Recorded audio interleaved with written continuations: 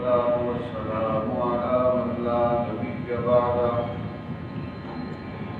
ولا رسول بعده ولا معصوم بعده ولا إمام بعده ولا أمة بعد أمته وسيد الخلائق والبشر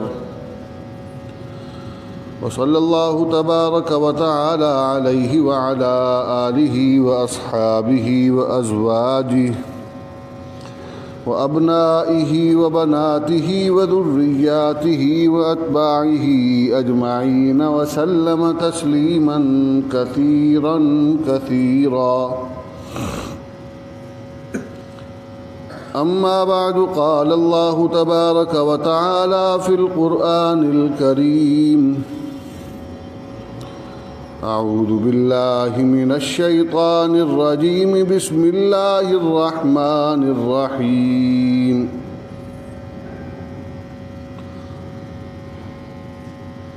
ولا تهنوا ولا تحزنوا وأنتم الأعلون إن كنتم مؤمنين.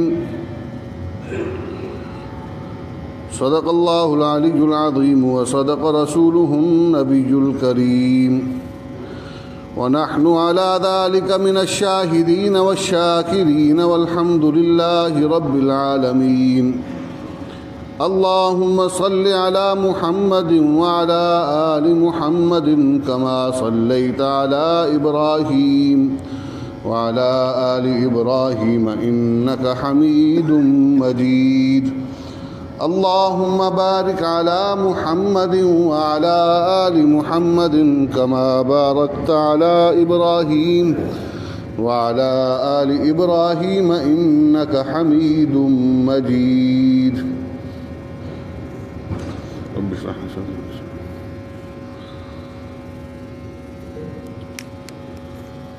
سبحانك لا علم لنا إلا ما علمتنا إنك أنت العليم. انتہائی واجب الاحترام سامعین کرام، اللہ تبارک و تعالی نے مسلمانوں کو جو دین مبارک عطا فرمایا ہے، اس دین کا خاصہ اور لازمہ یہ ہے کہ یہ غالب ہو کر رہے گا۔ اس کے غلبے کا طریقہ وہ نبی اکرم صلی اللہ علیہ وسلم کی سیرت مطہرہ سے ہمارے لیے واضح ہو جاتا ہے۔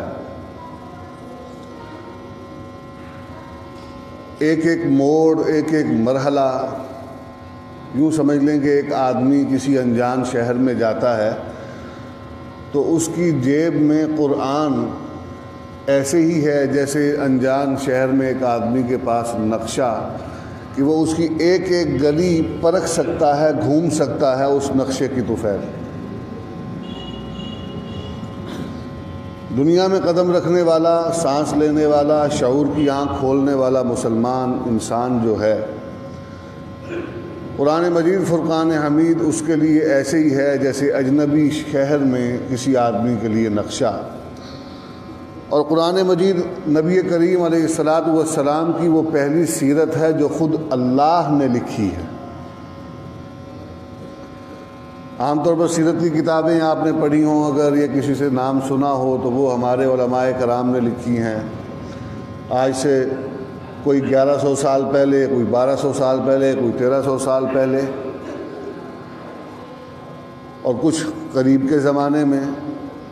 یہ وہ سیرت مبارکہ ہے قرآن مجید جو اللہ نے خود نبی کی بعثت سے پہلے لکھ کے محفوظ کر دی تھی کہ ایک وقت آئے گا کہ محمد کو مبعوث کیا جائے گا اور اس کا کردار یہ ہوگا جو آج لوح محفوظ میں اس کو لاک کر دیا گیا۔ اس طرح محفوظ کر دیا کہ وہ کسی کے تصرف میں نہیں، کسی کے قبضے میں نہیں سوائے اللہ کے، اور اس کا نزول، اس کا بیان، اس کی تفہیم اور پھر اس کا آگے نشر و اشاعت کا کام، یہ سب اللہ تبارک و تعالی نے اپنی نگرانی میں کروایا، اور جن لوگوں سے کروایا ان کو پھر ہم سب کے لیے ایمان کا معیار بنا دیا اور کام کا معیار بنا دیا کہ ایمان لانا ہو تو ان جیسا لے کر آؤ، کام کرنا ہو تو ان جیسا کرو، تبھی دین کا کام تصور کیا جائے گا اور قبول کیا جائے گا۔ یہ دین جو غالب ہونے کے لیے آیا ہے، تو کبھی کبھار ایسے حالات آ جایا کرتے ہیں، تاریخ بھی اس بات پر گواہ ہے کہ مسلمان کہلوانے والے، کیونکہ دین کسی ظاہری وجود کا نام نہیں ہے، یہ امت مسلمہ ہی ہے۔ دین کے غلبے سے مراد امت مسلمہ کا غالب ہونا اس صورت میں جو اللہ تبارک و تعالی نے جس غلبے کا حکم دیا ہے اور جس کے لیے امت محنت کرے گی اور غالب ہوگی۔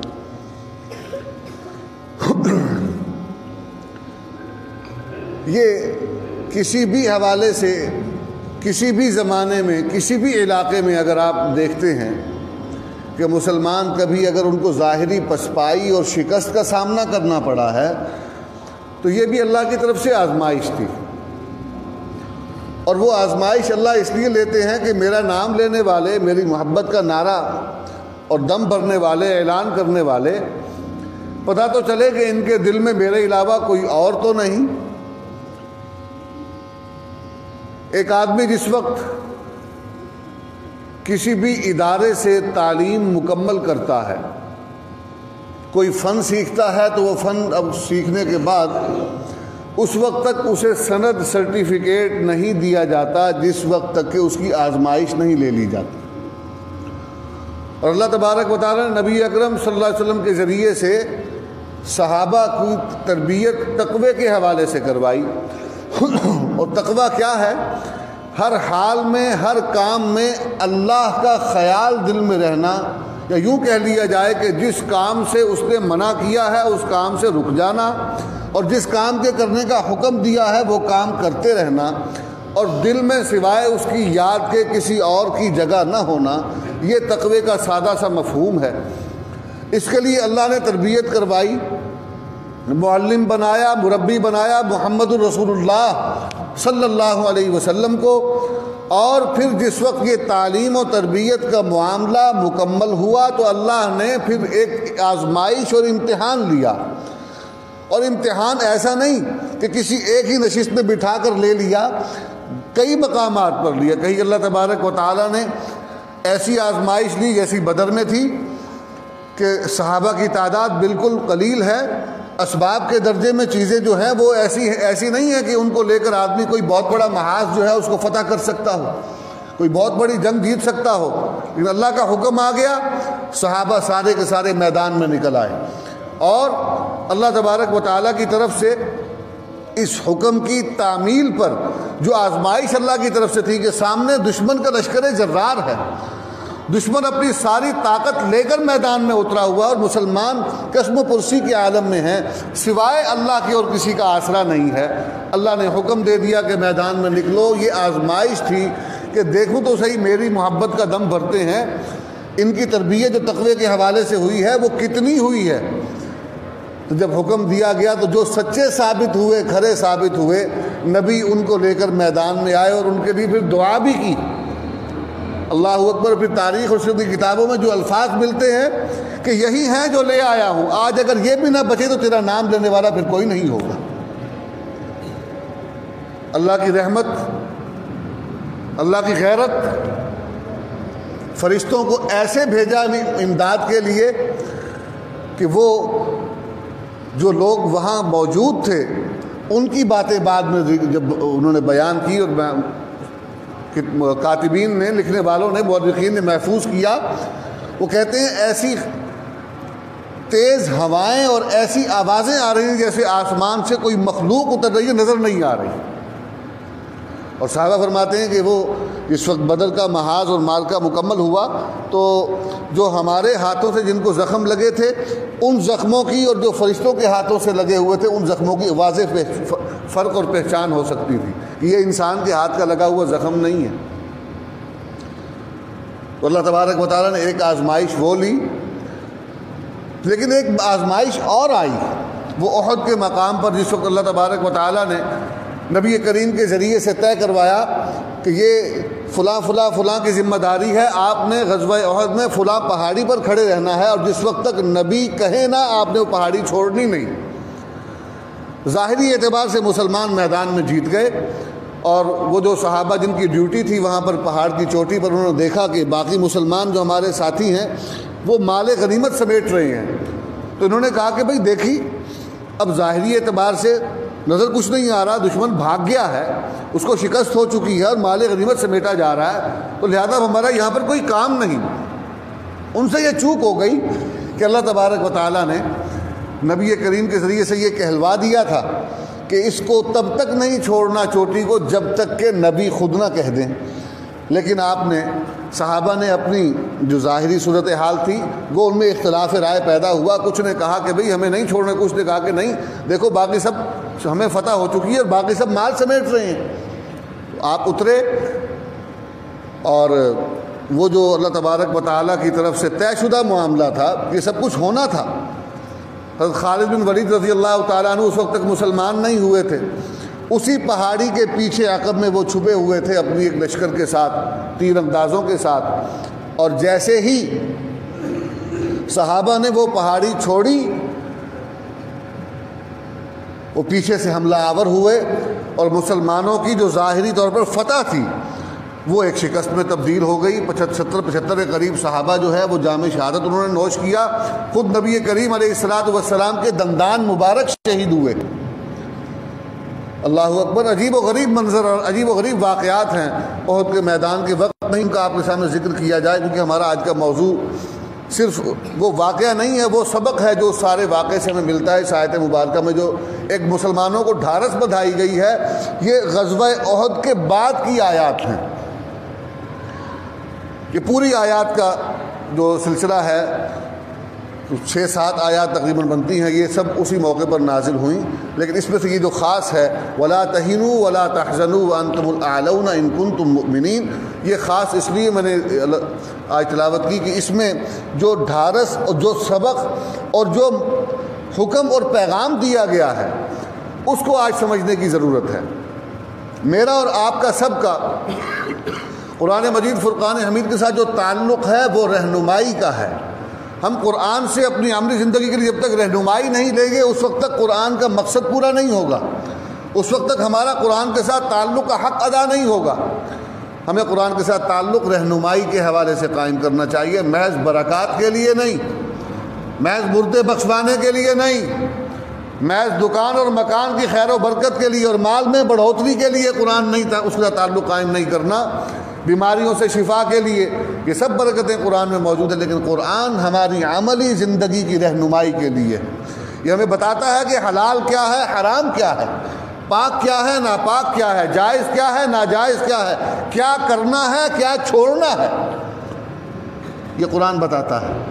ایک آدمی قرآن کے ساتھ محبت کا دعوے دار ہے، دعویٰ کرتا ہے میں قرآن کے ساتھ محبت کرتا ہوں، قرآن کو چومتا ہے، سر پر رکھتا ہے، گھر میں بڑی اونچے مقام پر رکھتا ہے، ہاں جی، بہترین جزدان، بہترین غلاف قرآن کے لیے، اعلیٰ سے اعلیٰ کپڑے کا، لیکن جہاں قرآن کا حکم ماننے کی بات آتی ہے روزی کے اڈے پر بیٹھ کے وعدہ خلافی بھی کرے گا، جھوٹ بھی بولے گا، کم تولے گا، سود کا کاروبار بھی کرے گا۔ یہ کیا قرآن کے ساتھ محبت ہے؟ قرآن ان تمام چیزوں سے منع کرتا ہے۔ قرآن تو کہتا ہے ناپ تول میں کمی مت کرو، ترازو کو سیدھا رکھو، جھوٹ مت بولو، وعدہ کرو تو ایفا کرو۔ سچائی کی قوت قرآن ہمیں عطا فرماتا ہے اور ہم جھوٹ کی لعنت کی طرف جاتے ہیں۔ تو قرآن کے ساتھ یہ تعلق قائم کرنا یہ قرآن کا حق ہے۔ اللہ تبارک و تعالیٰ نے اسی لیے قرآن نازل فرمایا، اور نبی کریم علیہ السلام پر قرآن کا نزول 23 برس تک ہوتا رہا۔ کیوں؟ اس لیے کہ قرآن پر عمل کرنا سکھایا جائے۔ قرآن پڑھنا سکھانا مقصود ہے، پڑھ تو صحابہ خود بھی لیتے، وہ عربی جانتے تھے، قرآن عربی میں نازل ہوا، کچھ دنوں میں صحابہ سارا قرآن پڑھ جاتے۔ 23 برس اللہ نے لگوائے ہیں، کاہے کے لیے؟ تربیت کروائی ہے۔ تو قرآن کے ساتھ تعلق کیسا قائم کرنا ہے، تو ہمیں بھی اسی کی ضرورت ہے۔ یہ آیت مبارکہ یہ ہمارے آج کے مسائل اس کے بارے میں رہنمائی کرتی ہے۔ ہمارا سب سے اہم مسئلہ اس دور کا مغلوبیت کا ہے، امت مغلوب، یہ مغلوب ہونے کے لیے نہیں تھی، یہ تو غالب ہونے کے لیے تھی۔ انتم الاعلون، یہ طے شدہ بات ہے، اگر حق پر ہو، ایمان کے دائرے میں داخل ہو اور اسی راہ پر ہو جس راہ پر اللہ نے تمہیں چلایا ہے، جس کو صراط مستقیم کہتے ہیں۔ انتم الاعلون، تم ہی غالب ہو کر رہو گے۔ یہ دین غالب ہونے کے لیے آیا ہے، یہ مغلوب ہونے کے لیے نہیں آیا۔ اور اس دین کے ماننے والے، یہ کیسے ہو سکتا ہے؟ جو دین غالب ہونے کے لیے آیا، اس دین کے ماننے والے وہ غلبہ نہ حاصل کر سکے، اس میں کوتاہی ہماری ہے۔ اور کہیں اس کو یوں بھی کہہ سکتے ہیں، جس طرح اللہ تعالیٰ نے احد میں آزمائش لی، بدر میں تو کامیاب کر کے آزمائش لی کہ وہاں اسباب نہیں تھے، یا کچھ نہ کچھ اسباب تھے، یا کچھ نہ کچھ افراد تھے، یا کچھ نہ کچھ طاقت تھی، لیکن اللہ نے یہاں پر آزمائش اس طرح کی لی کہ یہاں پر مسلمان جیتی ہوئی جنگ ان کو شکست ہو گئی، نبی کریم کے دندان مبارک شہید ہوئے، تو مسلمانوں میں چیمگوئیاں ہونی شروع ہو گئی کہ اللہ تبارک و تعالیٰ ہم سے ناراض ہو گئے، یہ کیا ہوا؟ تو وہ جو ایک کیفیت تھی، وَلَا تَهِنُوا وَلَا تَحْزَنُوا وَأَنْتُمُ الْأَعْلَوْنَ، سب سے پہلی ڈھارس تو اللہ نے یہ بندھائی، اور اس سے پچھلی آیات کے اندر ان تمام کا ترجمہ اور تفسیر تو نہیں ہو سکتی، مفہوم میں بیان کر دیتا ہوں۔ اللہ تبارک و تعالیٰ نے یہ فرمایا کہ یہ جو قوموں کے واقعات ہیں، یہ مت سمجھو کہ میں نے تمہیں ناکام و نامراد کر دیا، یہ عارضی آزمائش ہے۔ دنیا میں گھوم پھر کر دیکھو، چل پھر کر دیکھو قوموں کے واقعات، ان سے سبق حاصل کرو، دیکھو کہ کس طرح جھٹلانے والوں پر میں نے عذاب نازل کیا، ان کو صفحہ ہستی سے مٹا دیا، ان کی علامتیں تمہیں دنیا میں ملیں گی، ان سے تمہیں پتہ چلے گا کہ یہ قومیں پہلے دنیا میں بسا کرتی تھی۔ اور اگر بات ہے زخم کی، تمہیں جو زخم لگا ہے تو یہ ایسا زخم ان کو پہلے لگ چکا ہے۔ اگر آج تمہیں شکست برداشت کرنا پڑی تو بدر میں انہیں شکست برداشت کرنی پڑی تھی، تو ان کے ذہن میں، ان کی نفسیات پر ابھی بھی تمہیں غلبہ حاصل ہے۔ وَلَا تَهِنُوا وَلَا تَحْزَنُوا، اپنے قدموں کو سست مت کرو، وَلَا تَحْزَنُوا، اور غم کی چادر اوڑھ کر واویلا کرنے مت بیٹھ جاؤ۔ انتم الاعلون، تم ہی غالب ہو کر رہو گے، یہ ہمارا فیصلہ، ان کنتم مؤمنین، اگر تم ایمان والے ہو۔ کیا مطلب؟ یہ آزمائش میں نے اس لیے لی تھی تاکہ تمہارے ایمانوں کو پرکھ لوں کہ تم محض جیتنے والوں کے ساتھ ہو یا اللہ کے ساتھ ہو۔ جو لوگ اپنے دنیاوی مفادات کے لیے طاقتور گروہوں کے ساتھ ہوتے ہیں، وہ عارضی ناکامی پر بھی ان کا ساتھ چھوڑ دیا کرتے ہیں۔ یہ منافقین کا طرز عمل تھا، اور یہ ایک اور موقع تھا، اللہ نے وہاں بھی منافقین کو الگ کروا دیا۔ احد میں بھی منافقین کی پہچان ہوئی، وہاں بھی پتہ چلا کہ کون صحیح معنوں میں ایمان والا ہے۔ تو آج کے دور میں عزیزان گرامی، بات طویل نہ ہو جائے، کہ قرآن مجید فرقان حمید ہر زمانے کے لیے ہدایت ہے، ہر علاقے کے لیے ہدایت ہے۔ پچھلی ہدایتیں محدود تھیں، یہ غیر محدود ہے۔ پچھلی ہدایتیں، پچھلے آسمانی صحیفے محدود قوموں کے لیے، محدود لوگوں کے لیے، محدود علاقوں کے لیے تھے۔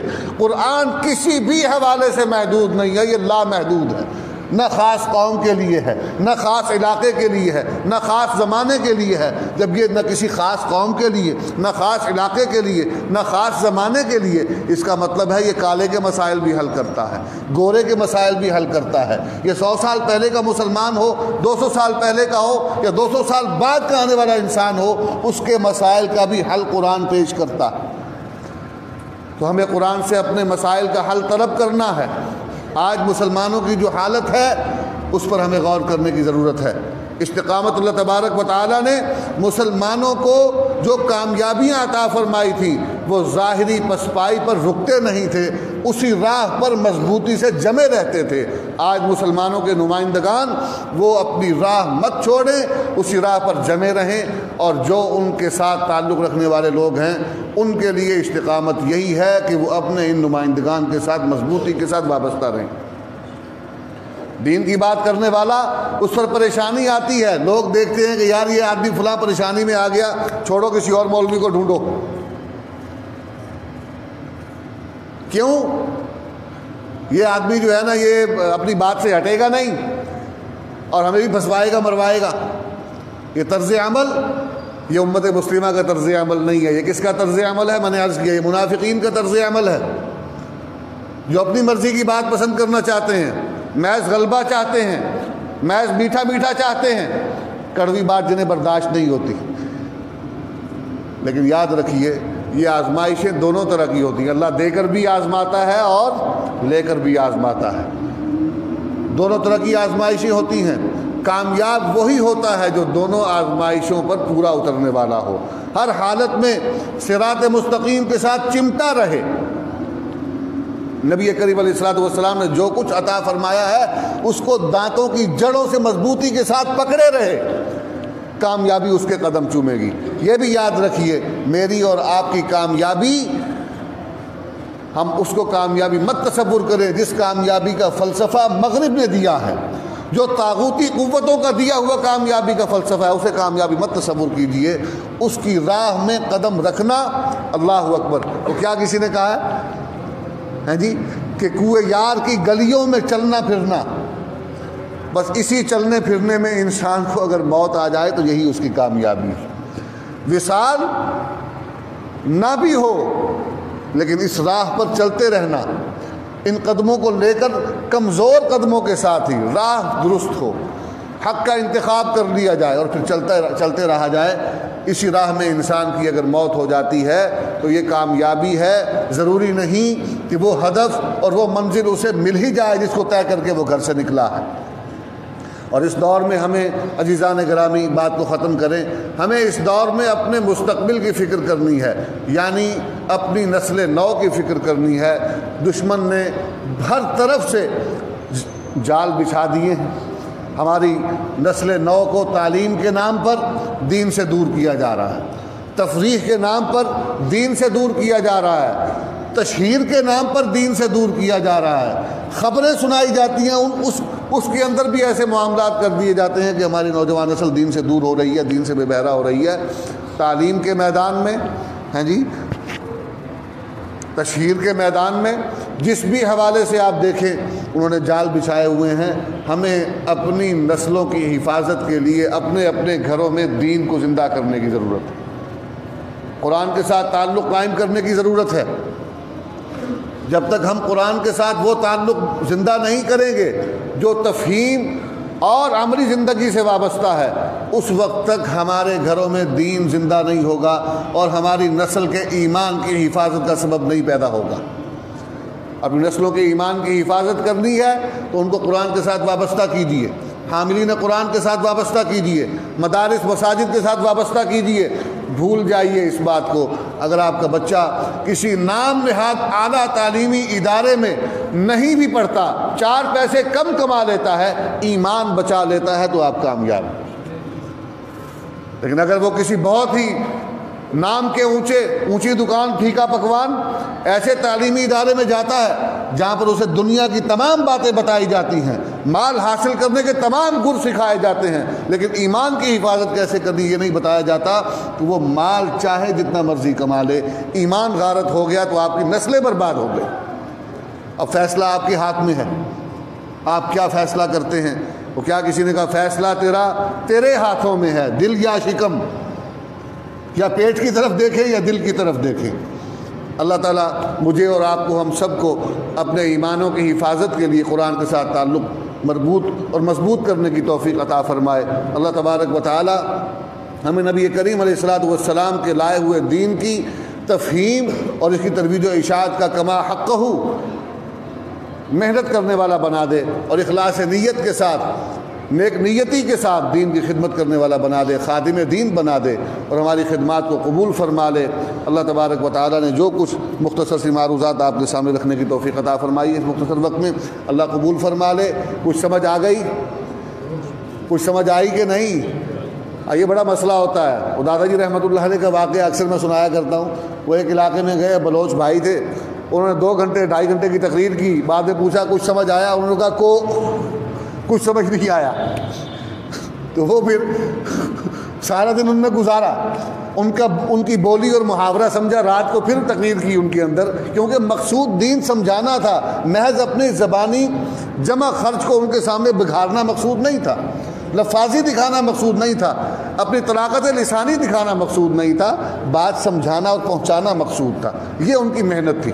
یہ ان کا خلوص تھا، سارا دن ان میں گزارا، ان کے اندر رہے، ان کا محاورہ بولی سمجھی، رات کو پھر سارا بیان کیا، پھر پوچھا کچھ سمجھ آیا، انہوں نے کہا ہبو کہ سب کچھ سمجھ آ گیا، تو پھر شکر الحمدللہ کہہ کے وہاں سے روانہ ہوئے۔ تو یہ اس لیے پوچھتا ہوں، کچھ بات اگر کسی کو سمجھ نہ آئی ہو، کوئی سوال ہو تو بھائی پوچھ سکتے ہیں آپ، ہم بھی انسان ہی ہیں، کچھ نہیں کہتے۔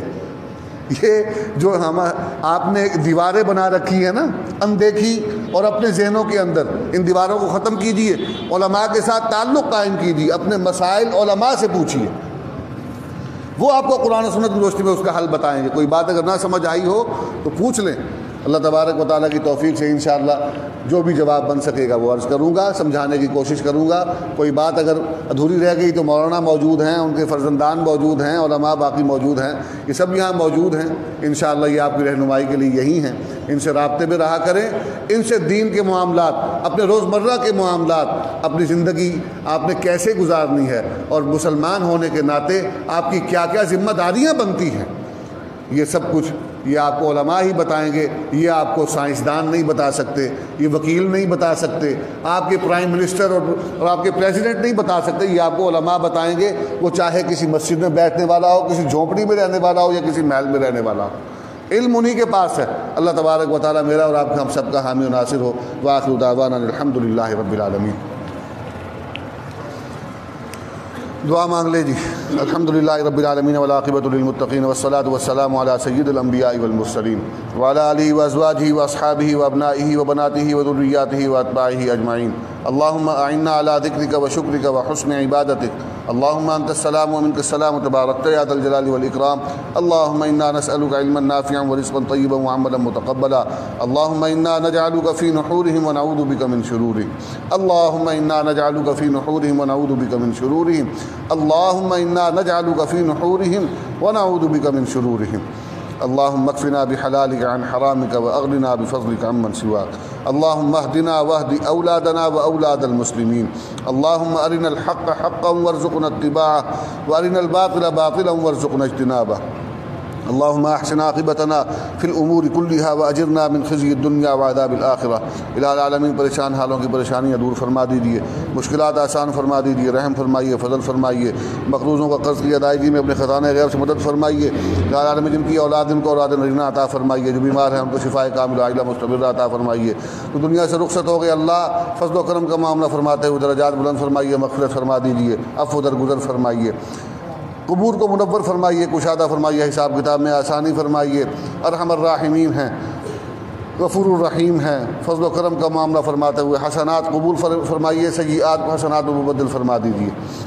ربنا آتنا فی الدنیا حسنۃ وفی الآخرۃ حسنۃ وقنا عذاب النار۔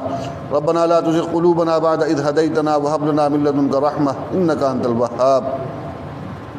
ربنا لا تؤاخذنا إن نسينا أو أخطأنا ربنا ولا تحمل علينا إصرا كما حملته على الذين من قبلنا ربنا ولا تحملنا ما لا طاقة لنا به واعف عنا واغفر لنا وارحمنا أنت مولانا فانصرنا على القوم الكافرين فانصرنا على القوم الكافرين فانصرنا على القوم الكافرين۔ سهل يا إلهي كل صعب بحرمة سيد الأبرار سهل۔ ربنا تقبل منا إنك أنت السميع العليم وتب علينا يا مولانا إنك أنت التواب الرحيم۔ وصلى الله تبارك وتعالى على حبيبه وخير خلقه سيدنا ومولانا محمد وعلى آله وأزواجه وصحبه أجمعين آمين برحمتك يا أرحم الراحمين۔